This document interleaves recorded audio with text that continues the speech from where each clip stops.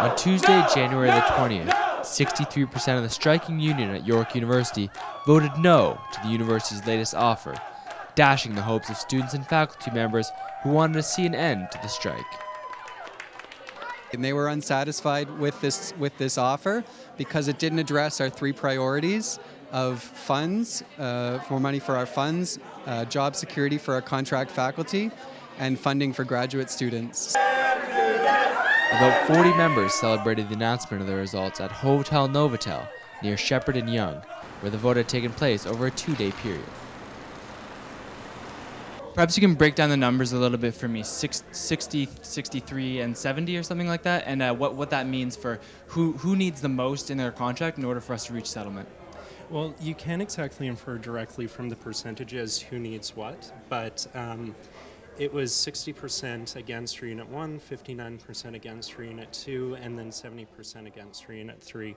Part of this also relates to the fact that there were really atrocious back-to-work protocols. In other words, they were asking us to take another chunk of money out of our contracts, and they were putting nothing on the table. So many of our members also had severe problems with this. The university says they don't have very much to give. We could be on strike forever. What does it take to end the strike?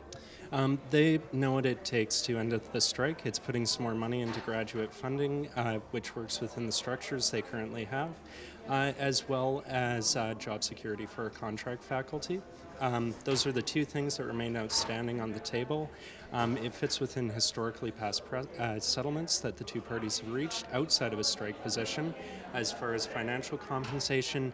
And in terms of what they've spent on this vote, double that amount and you could have had a settlement a couple days ago. I can tell you a lot of people from CUPE are frustrated right now. We've been looking for something that's fair and equitable for our members, and people are starting to get really tired of just being given the runaround, and especially President Shukri for not taking any type of leadership role for the university during the strike. He's been hiding the entire time. After the results were announced, York President Mamdouh Shukri held a press conference at the hotel, a first for a man who has declined to publicly comment since the onset of the strike. And from the beginning, we negotiated in good faith with a union whose bargaining position was to demand the impossible.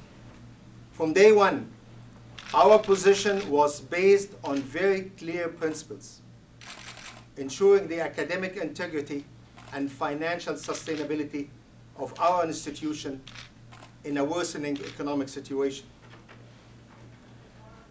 Compare York's offer to any other recent settlement in the public sector.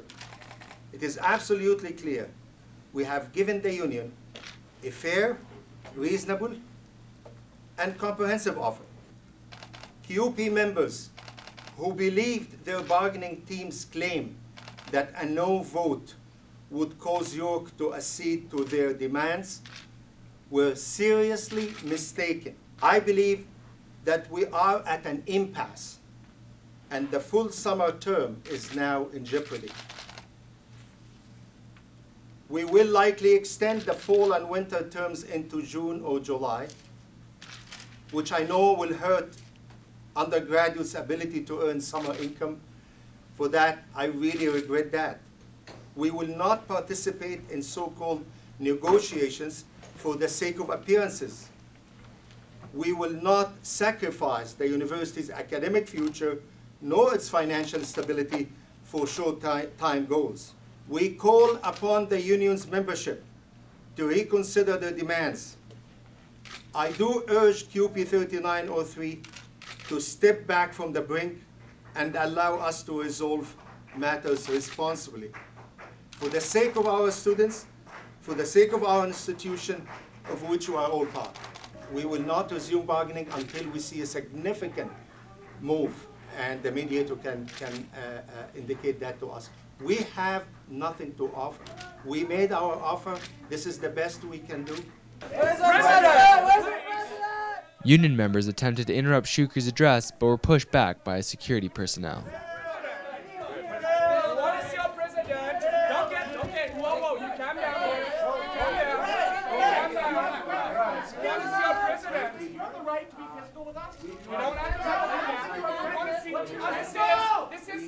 Why is that? What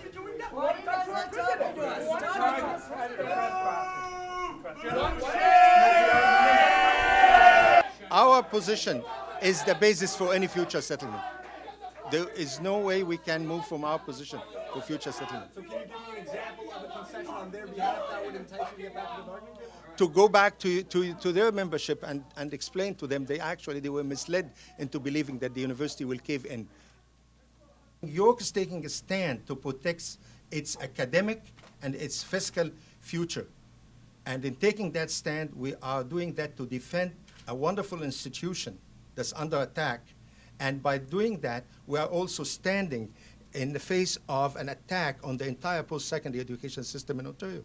Well, I think they have been misled by their union leaders and to vote no, assuming that the university will basically cave in. The university cannot cave in, cannot afford to cave in. Okay? I think I said enough. Thank you very much. As Shukri is escorted out of the press conference, angry union members attempted to block his exit down a back stairwell. In the scuffle, York Director of Media Relations Alex Billick claimed he was assaulted. He spoke to police afterwards, but no charges have been laid. You just confined someone in there. You confined one of our members in there, and we were trying to get him out. You were confining one of our members. Forcible confinement. That's taking someone hostage. Forcible. It is unclear when bargaining is set to resume, as 50,000 York students continue to be left out in the cold. Scott McLean, North York, Excalibur.